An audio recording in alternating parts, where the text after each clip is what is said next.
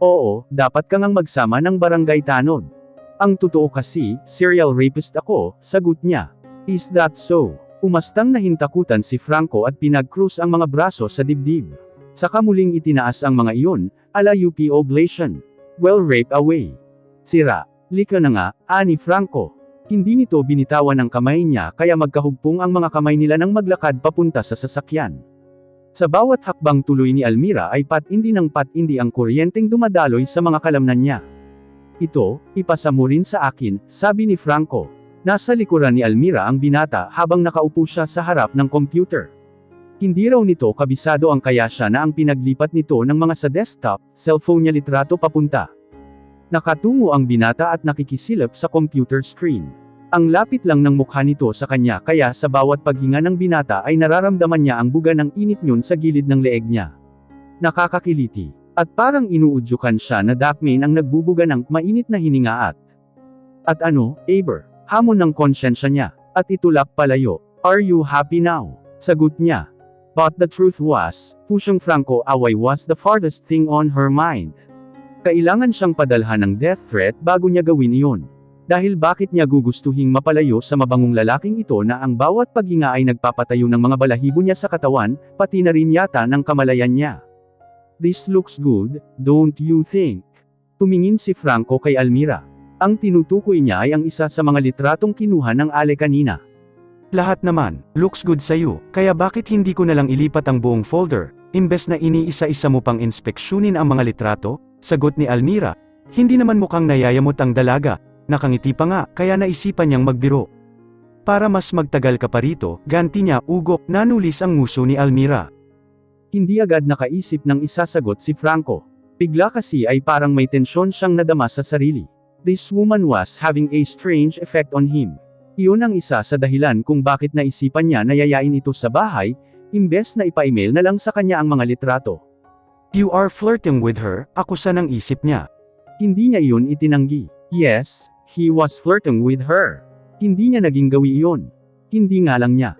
Malabanan ang udyok ng kalooban na gawin yun and he was surprised to realize that he was enjoying it. Napatitig si Franco sa leeg ng dalaga na ang lapit-lapit lang sa kanya, and he had to fight the urge to plant a kiss on that tempting neck with the soft, smooth skin, kahit ang cologne na nalilanghap niya kanina pa mula kay Almira ay tumatagos yata sa isip niya at nagbibigay ng matinding pagnanais sa kanya na idampi ang mga labisa. Stop that, sinaway niya ang sarili, but it was so hard to stop looking at this woman, because there was something about her that was enticing him to let go of his self-enforced isolation. Ewan kung dahil sa pagpili niya na mabuhay na Ella Monghe kaya masyado aktibo ngayong ang libido niya, nagkukumawala.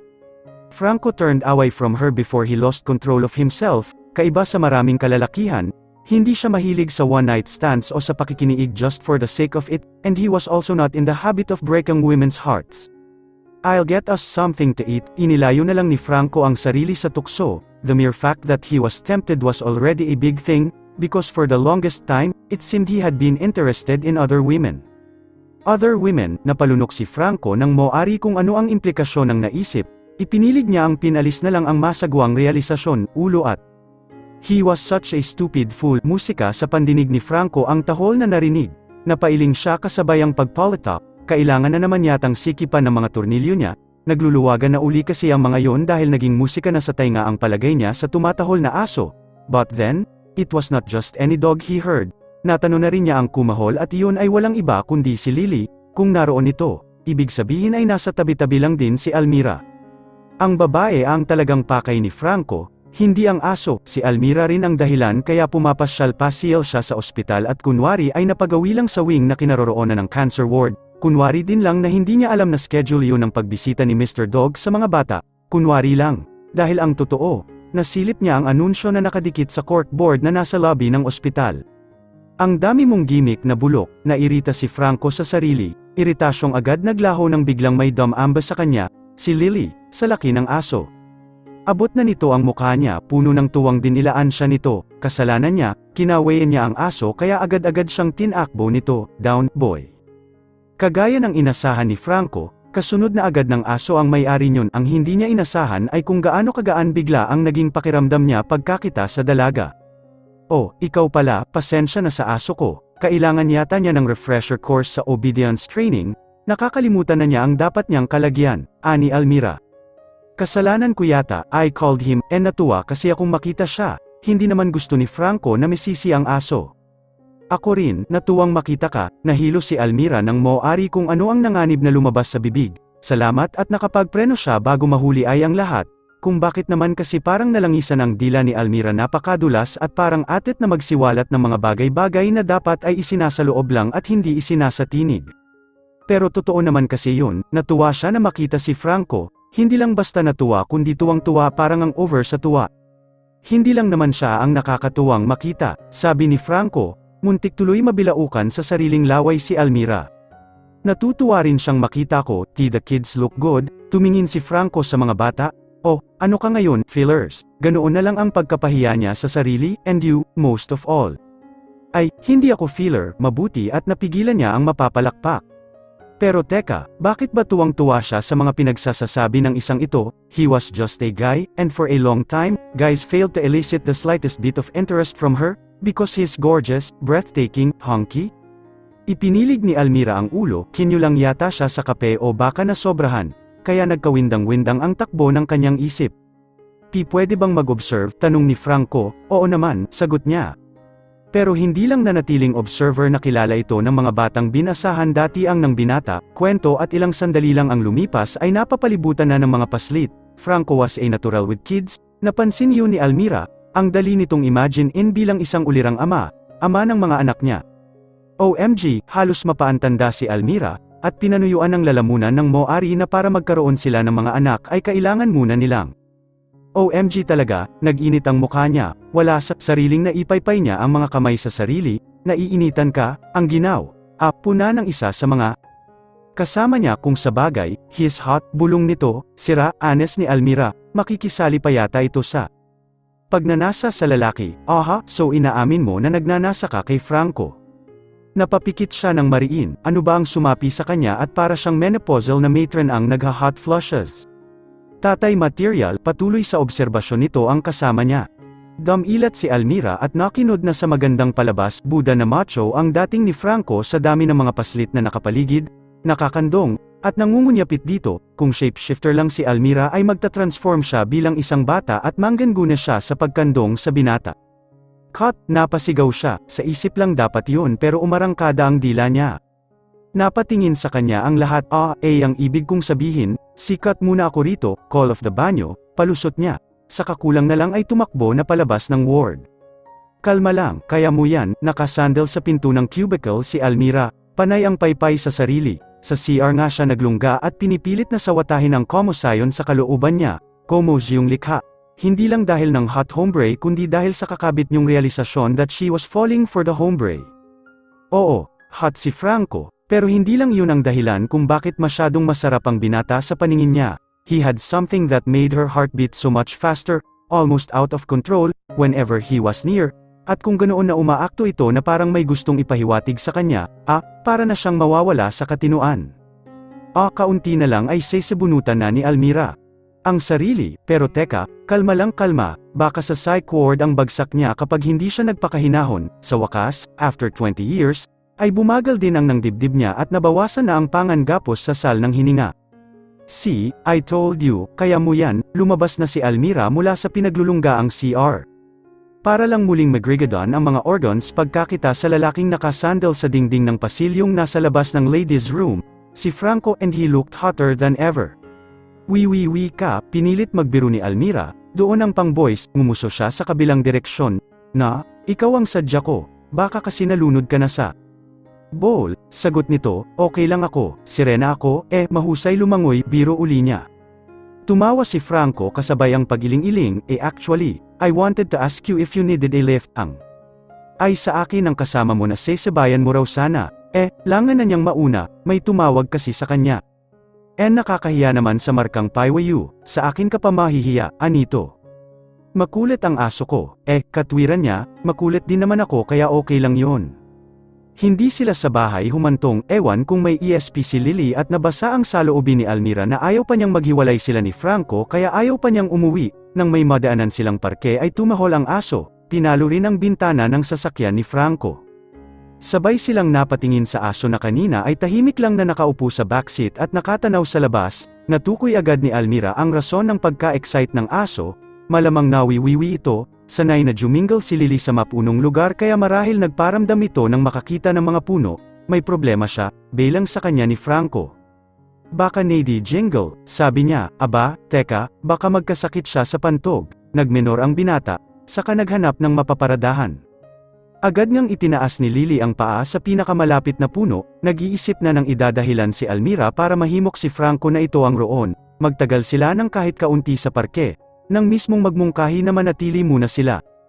Mukhang kailangan ng exercise ng aso mo, katwiran ito habang nakatingin sa alaga niya na patakbo-takbo sa paligid, okay lang ba sa'yo, baka nagmamadali ka? O okay lang, may kaunting oras pa naman ako, pakiyeme kunwari si Almira at sumilip pa sa relo, as if, pila-pila ang appointment niya, na sa totoo lang, kahit pa nga siguro nakapila mula Quiapo hanggang Cubao ang mga yon ay kakanselahin niya para lang makasama ang lalaki. Naupo sila sa isa sa mga nagkalat na bench sa parke, turuan naman si Lily kaya kahit wala itong leash ay pwede niyang pabayaan na patakbo-takbo lang sa parke, hindi lalayo ang aso at hindi rin manghahabol ng basta-basta kontento nga ito sa pagsasaliksik sa lahat ng tanim sa parke. Ang tagal ko nang hindi napapadpad sa ganitong lugar, saad ni Franco. Sobrang busy ba? Tanong niya, kind of, and then I never felt the urge. Masarap pala, sumangot ang binata. Sariwa ang hangin, tahimik ang paligid, and nice view. Tumingin ito sa kanya at ngumiti. The moves ba ang ginagawa mong markang paywayan? Parang hindi. Bagay sa kin, komento niya. I don't do the moves. Isa pa, bakit hindi bagay sa iyo iyon? Kung meron mang pag-iisip ang gimikan ng isang lalaki, ikaw iyon. But then, maybe gimikan is not the right term. Ligawan siguro ang mas tamang salita. Napatingin sa kawalan si Almira. Naalala ang panahong naligawan siya ng lalaking may hatid na something sa sistema niya. Tulungan siya ng langit pero parang naulit ang pagkakataong iyon. Oh, did I trigger some bad memories? Tanong ni Franco. Bumaling uli siya rito. Para kasing bigla kang nalungkot, komento nito. Umangat ang isang kamay nito at damapo sa gilid ng bibig niya. Hinilot nito paangat iyon. Nawala ang smile, naalala ko lang, iyong ex ko. Oh, parang nanlumo bigla si Franco. You must miss him a lot, anito. Oo naman, lalo noong una. But life goes on, nga ni Queen Elsa, let it go 000. At sabi thing I like about. Tumawa si Franco. That's one more. Your sense of humor, sabi nito. One more thing. Ibig sabihin may iba pang nagustuhan binata sa kanya. Nagmistulang roller coaster ang sistema ni Almira going round and round, sideways and under. Ikaw ba? Ano ang kwento ng buhay mo? Ganting pag-uusisa niya. Oh, nothing much. Nothing much ka dyan. I'm sure, ang dami mo nang naging girlfriends at. Ang dami talaga. Natatawa nitong sabad. No, hindi ako yung tipong ganoon. Sumanghap si Almira. Don't tell me. Eksaherado ang kunwaring pagkagulat niya. Pinaikot niya sa hangin ang isang kamay. Careful, ang mga ganyang komento, may kaparusahan, sabi nito. Ano, tapang-tapangan daw siya, halik. And Franco stared at her lips as though he meant to carry out his threat. Kapiranggot mang sindek ay walang naramdaman si Almira. Nasabik pa nga ang mga labi niya na matikman ang babala ni Franco. Gusto tuloy niyang magsisigaw ng bakla, bakla, bakla. Baka sakaling mapabilis na ang pag-ani niya nang ipinangangalandak ang parusa nito. May biglang nag-iba sa hangin. Kung kanina ay magaan ang kapaligiran at ang pakiramdam ni Almira ay nagkukulitan lang sila ni Franco, ngayon ay nagkaroon ng tensyon sa paligid. Tensyon iyon na may halong antisipasyon at kilig. Nag-iba rin ang hitsura ni Franco. Nawala ang ngiti sa mga labi nito, nagkaroon ng lambong ang mga mata na napako na ngayon sa bibig niya. Ever so slowly, he began to move. Holy cow, hahalikan nga niya ako, may nagtitili sa pagkatao ni Almira, gusto rin niyang tumalon-talon sa sobrang excitement. Pero bago pa man dumampi ang mga labing pinakahihintay ay may dumambas sa tagiliran niya. Napasubsob siya hindi sa nguso ni Franco, kundi sa mesang kaharap niya, ang sakit ng nguso niya. Nako, bata ka, kahit kailan, isang babae ang humahangos na lumapit sa kinaroroonan nila, tumingin ito sa kanya, sorry, miss, sobrang kulit lang nitong anak. Inabot nito ang paslit na naglanding sa tagiliran niya. Tinakbuhan ako, natalisod tuloy siya, Ay, dumudugo ang nguso mo, sorry talaga, o okay lang, bata, sabi na lang ni Almira. Parang gusto pang humingi ng dispensa ng ginang tumakbo na palayo ang anak nito, napilitan itong pero humabol. Let me get that pagbilang ni Almira kay Franco ay. Isang panyo ang banayad na damante sa mga labi niya, masakit ba?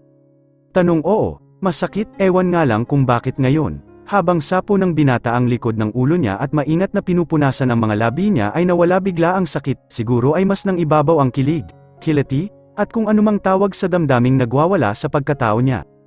Let's get something cold to eat or drink, para mabawasan ang sakit, sabi ni Franco nang sa wakas ay tumigil na ang pagdurugo ng nguso niya. Eksakto naman na may nagtitinda ng soft ice cream sa kiosk na nasa parke, bumili ng 3 cone si Franco. Lalong natuwa si Almira sa binata ng pati ang aso niya. Ay pakainin ito ng ice cream, nakatungo ang binata, hawak ang ice cream cone kung saan pad ay ladila si Lily, maya-maya ay nagangat ito ng mukha, dapat ay babawiin agad ni Almira ang paningin pero pasaway ang kanyang mga mata na nagpumilit na manatiling nakatanghod sa magandang tanawin, hindi niya ininda ang tila malakas na pagsabog sa kalooban niya sanhi ng pagtatama ng kanilang mga mata. Naalala niya ang mga naririnig na weather report, ang mahinang sirkulasyon na namataan sa karagatang Pasipiko ay mabilis na namuo sa isang sama ng panahon. Ganoong-ganoon na maihahalin tulad ang nangyayari sa kanya, ang mahinang atraksyon na namumuo sa kalooban ni Almira ay mabilis na nagiging malalim na. Pagtingin, boses ng kilalang weather expert ang naglaro. Sa pandinig niya, Almira suddenly felt so weak and mushy inside, bakit ba ang bilis ng developments ng feelings niya para kay nga Franco? Ni hindi pa nga niya ito masyadong kilala pero ang damdamin niya, feeling close agad sa binata. He reached out to touch her cheek and then the tip of her nose, pinisil nito ang tungki ng ilong niya, ngiting-ngiti na para bang aliw na aliw sa pagtunghay sa kanyang mukha, lalo tuloy nagiging sinlambot ng gulaman ang lahat ng mga kalamnan ni Almira. Nagka-girlfriend ka na ba, Franco? Kusang lumabas sa bibig ni Almira ang tanong, she really wanted to know. Iyong seryoso, I mean. Oo naman. Hindi ako bakla, nagbiro pa ito. But that was a while back. Naghiwalay kami dahil, well, handa na siyang lamagay sa tahimik pero ako, hindi pa. Not that I'm the type who cannot commit. Noong mga panahong iyon nga lang, marami pa akong gustong gawin. Nakarma nga lang yata ako. Nang dumating ang panahong handa na akong lamagay sa tahimik ay saka ako walang makitang babaeng willing na samahan ako. Ikaw pa ang mawawala ng babaeng papayag magpakasal sa iyo, tanong niya, siguro naman hindi kahit sinong babae lang, gugustuhin kong pakasalan. Sagot nito, di choosy ka pala. Not really, dapat lang na in love ako sa babaeng pakakasalan ko, may nahimigan siyang lungkot sa tinig nito. Dapat lang naman talaga yon, di ba, wika niya, alangang magpakasal ka dahil lang gusto mo ng asawa. Ngumiti si Franco, oo nga naman, but now, well, para itong natigilan, humugat ng hininga ang binata, saka tumingin sa aso pagkatapos ay sa langit, parang uulan, anito, ang mabuti pa siguro, ihatid ko na kayo. Bitin na bitin si Almira, bigla kasing nagpreno ng sinasabi si Franco, and right when he seemed on the verge of saying something monumental, pero baka imahinasyon lang naman niya yon, pero bitin pa rin. Let's go, doggy, tawag nito sa aso, akala mo ay si Franco ang amo na walang pag-aatubiling humabol dito si Lily, patahol-tahol pa na halatang tuwang-tuwa ang aso, kung sabagay, kung aso si Almira ay baka tumahol-tahol na rin siya, panay pa siguro ang kawag ng buntot niya habang sumusunod kay Franco. Nag-INAT si Franco, binabatikos siya ng mga kalamnang inabuso niya nang halos magdamag. Nananakit din ang mga yon, pero masaya siya sa kabila ng pagod. He had worked steadily through the night. Dating gawin na niya iyon, pero kadalasan ay paputol-putol ang trabaho niya. Napuputol kapag natitigilan siya at nahuhulog sa malalim na pag-iisip tungkol kay Savannah. Kahit nang nasa bansa na ang kapatid ay hindi rin niya maiwasang mag-alala pa sa kalagayan ng kaibigan. At may mga pagkakataon na kahit gabi na ay sumasadya siya sa ospital. Kahit para lang matiyak sa sarili na buhay pa ito at hindi sama-sama ang lagay. Nakakapanibago tuloy na ngayon ay dire-diretso ang trabaho niya. Somehow, the bleakness in his heart had been lifted. Hindi todo pero sapat para maging payapa siya at makapag-concentrate sa ginagawa. Tumigil lang siya nang matapos na. At ngayon ay para ibigay ang Reg-along pag-iinat sa mga kalamnang tumutulig sa kanya. Iginalaw-galaw niya ang mouse sa computer, may bubuksan siyang folder pero sa iba yata niya naitutok. Ang cursor, larawan nila ni Almira ang bumulaga kanya. Sandali siyang tila nawala ng hangin sa baga, and then his lips curved into a smile. Nakakaaliw naman kasi talaga ang mga kuha nila, lalo ang mga post kung saan sinadyang magmukhang katawa-tawa ni Almira. Mayroong nakadulang ang dalaga, mayroong ang laki-laki ng pagkakanganga, at kung ano-ano pa. Pero niya ay kunwari ay hinahalikan siya nito sa pisngi. Lalo ang paborito pa siyang napangiti nang matapos i-click iyon ay napuno ang screen ng computer ng naturang larawan. What was it he really felt for the woman? Ewan. Mahirap tukuyin, lalo at matagal na siyang walang practice sa pakikipagrelasyon. He had experienced that breathless feeling only once before, and it was when he realized he was in love with one particular woman. Nawala ang ngiti sa mga labi ni Franco, sumunod doon ay tila naghang ang utak niya. He did not think love could happen that fast, kaya nga dapat siyang mag-ingat, hindi niya dapat utuin ang sarili dahil lang sa kailangan niya ng pagkakaabalahan ng pagkukuhaan ng pag-alo. Almira amused him and he liked being with her, because she amuses me, paglilinaw niya sa sarili. Oh, may bisita ka pala. Ang nakangiting mukha ng mommy niya ang nabalingan ni Almira. Nasa maliit na terrace siya ng bahay nila at nag-eestima ng bisita. Halatang nagulat ang kanyang ina. Siya man, sa totoo lang. Mga 10 minuto na mula nang dumating ang bisita niya at hanggang sa mga sandaling iyon ay hindi pa napapawi ang pagkagulat niya. Pati ay ang kilig. Hindi kasi niya inasahan ang pagdating nito. Agad niyang ipinakilala si Franco sa ina at vice versa. Ikinagagalak kitang makilala, sabi sa binata, ing mommy niya. Ako rin po. Sa inyo pala nagmanatong si Almira. Pareho kayong maganda. At pati ako binola mo, sana ay kagaya ko rin si Almira na hindi basta-basta naniniwala sa bola, ganti ng mommy niya. Nako, Pexman po, hindi ako nambobola, giit ni Franco. Tumahol si Lily na kanina ay nananahimik lang sa tabi nila. Tila pinapatutuhanan ng sinabi ng lalaki. May resback ka pa, komento ni Almira. Hinawakan ni Franco ang ulo ng aso. Dogs know when a person is telling the truth, sabi nito. O siya, pareho na kaming maganda. Maiwan ko muna kayo. May aayusin lang ako sa loob, pasintabi ng mommy ni Almira. Pero bago tuluyang umalis ay hinuli nito ng palihim ang mga mata niya. Commandant pa ito. Pinandilatan naman niya ang ina. Look what you've done, bailang niya kay Franco nang mapansing pinanonood sila ng mommy niya, hindi na niya ako tatantanan yan. Bakit dahil noon apa niya ako inuudyukang tumanggap ng manliligaw, lahat tuloy ng lalaking magpunta rito, o kahit mapadikit lang sa balat ko, iniisip niya na manliligaw ko. Gusto ka na niyang i-eject sa bahay niyo, he sounded amused. Hindi sa ganun. Kaya lang, nag-atubili si Almira. Ipagtatapat ba niya ang tunay na dahilan? Mainit na kamay ang samapo sa baba niya, itinaas iyon. Come on, tell me. Udyok ni Franco, nagpapahiwatig ng pangunawa ang tingin at tinig. I had a hard time getting over Franz's death. At sa loob ng mahabang panahon, wala akong pinansing lalaki. I just didn't feel interested. That's how much love him, ha? Kula ni Franco, I loved him. At parang, medyo scary na magmahal ng ganoon. Paano kung mawala na naman? Iyong mahal ko, kaya careful dapat, pero si mommy, akala yata pinagwelgahan ko na ang pag-ibig. Hindi naman ba? Yuzisa ng binata. Not really. Good. Napangiti ito. Bakit good? Natural? Itatanong niya. Kasi paano ka maliligawan kung sarado na ang puso mo? Paano ka dadalawin sa bahay mo, kagaya ng ginagawa ko ngayon, kung ayaw mo nang umibig uli? Ako ba, pinagtitripan mo? Si Franco naman ang pinandilete ni Almira, pagtataray ang mas inatupag niya imbes sang kilig na nagsimulang gumapang sa sistema niya. Bakit ko naman gagawin iyon? Malay ko ba, baka mali ang gising mo o nontog habang naliligo ka? Nasa tamang pag-iisip ako at okay ang gising ko, one of the best I've had in a long time, in fact, and I have you to thank for it. Ako, anong ginawa ko pagtataka niya, just by being you, inabot ni Franco ang kamay niya, and please, don't ever be afraid to love again, a woman like you deserves to love and be loved by a man, not just any man, gusto ko a man like you. Muntik makagat ni Almira ang ibabang labi sa naisip na iyon. Hala na po, nahuhulog na nga yata talaga ang loob niya sa Cole Okoy na ito. She knew all the signs, the sweaty palms, the racing heartbeat, and the breathlessness. Pero ang bilis naman. Iyon ang bumabagabag sa kanya. Franz ay halos 6 na buwang nanligaw sa kanya bago niya sinagot. Pagkatapos itong si Franco, kailan lang niya nakilala, na i-in-love na siya. Franco, I need my hand back. Nanatiling hawak ng binata ang kamay niya. Hindi siya mapakali, kasi nababagabag siya sa mga damdaming umaatake sa mga pandaman niya. Oh, sure, you can have it back. Pero bago binitawan iyon ay dinampian pa muna nito iyon ng halik. Ikaw, inirapan niya ito. Don't do that, it makes you look more adorable than you already are, sabi nito. Hala po talaga. Halos maglulandag na siya sa tuwa. Nakimerienda lang sa kanila si Franco.